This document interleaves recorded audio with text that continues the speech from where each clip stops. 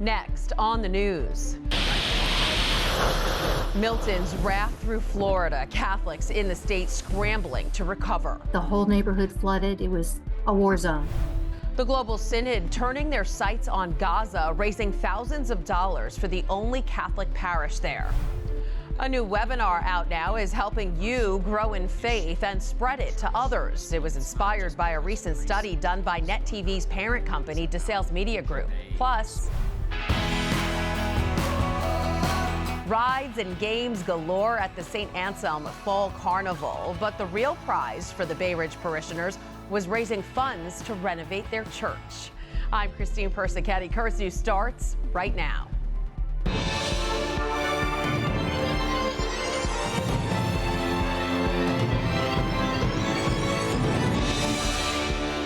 Streets turned into rivers as Hurricane Milton hit Florida's Siesta Key Wednesday night, about 70 miles south of Tampa.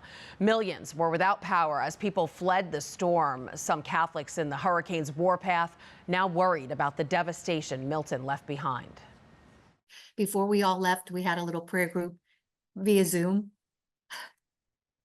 It gets me a little emotional because everybody was scared. Everyone was scared for this one.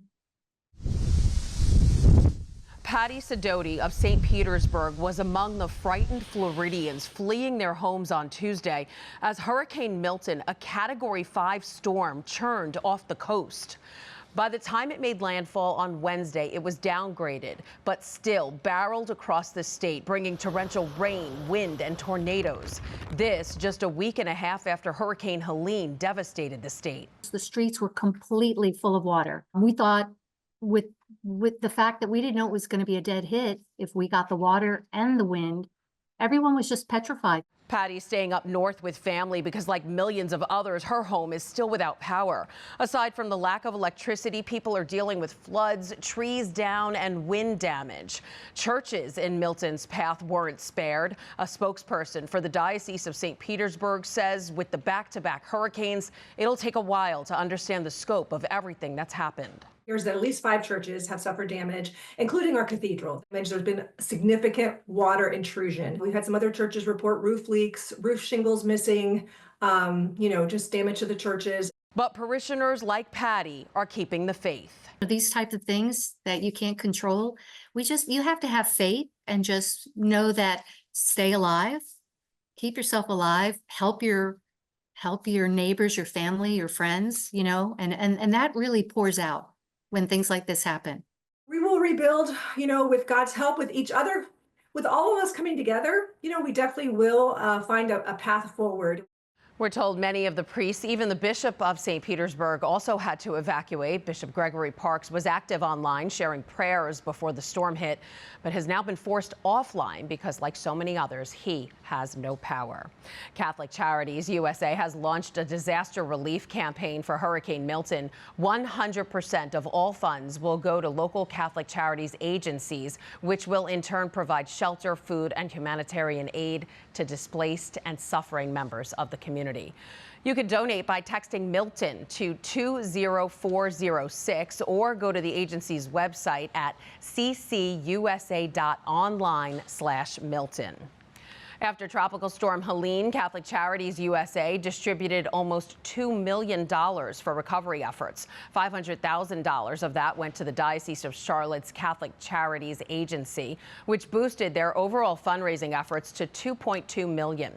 Diocese and Catholic Charities officials have been visiting areas of North Carolina devastated by the storm. More than half of the diocese's 46 counties have been declared FEMA disaster areas.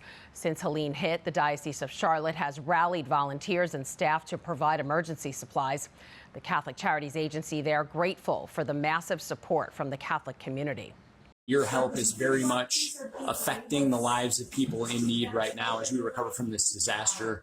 We appreciate what you're doing, continue the support, and continue the prayers for all the people that are affected by this.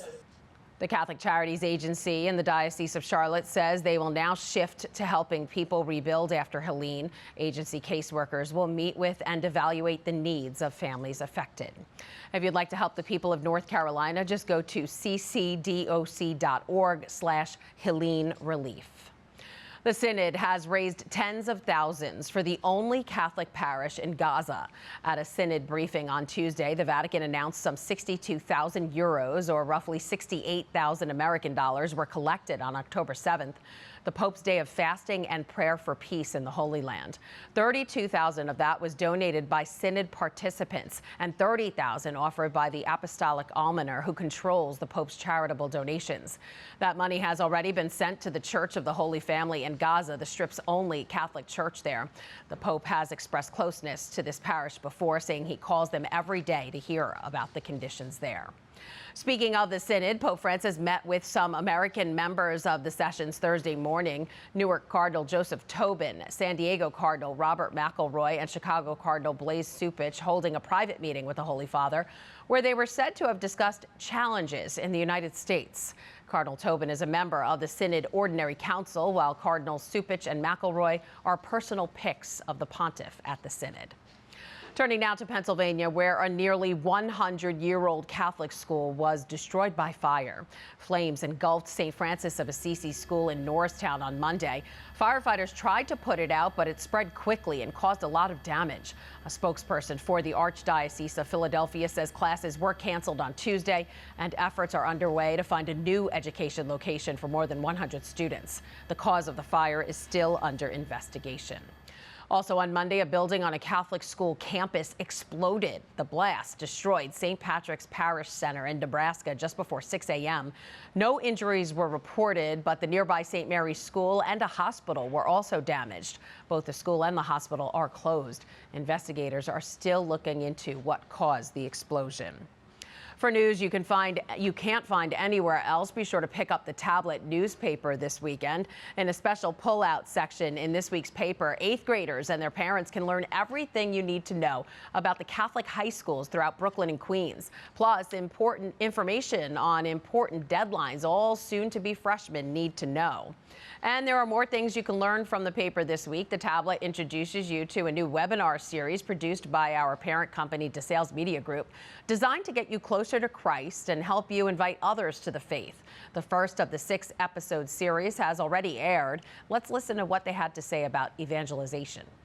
I think that the statistics here show that, this is a universal issue in the church, so to speak. It's not just because priests and deacons are not good at somehow conveying and explaining or just trying to at least give some type of a compelling reason as to why God is real in their life. I mean, I think that since lay people who are being surveyed in this also struggle there's no reason to think that priests and deacons also would be struggling with this.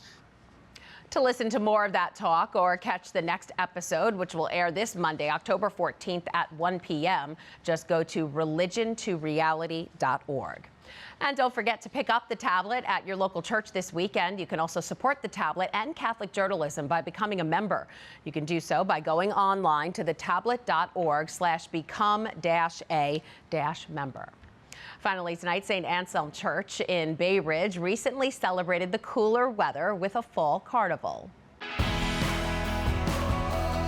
The 3-night festival was a fun time for the whole family as kids and adults alike enjoyed rides, games, and some iconic food favorites.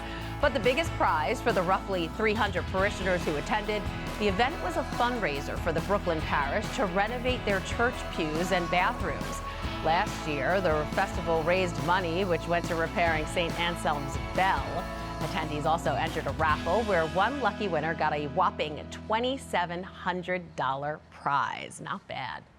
Before we go, do you have a story idea or want to share a tip? Email us at newstips@desalesmedia.org or call our 24-hour number 718-517-3122. That is this Currents News Update. I'm Christine Persichetti. Thank you for joining us because we are putting your faith in the news. Hope to see you again next time.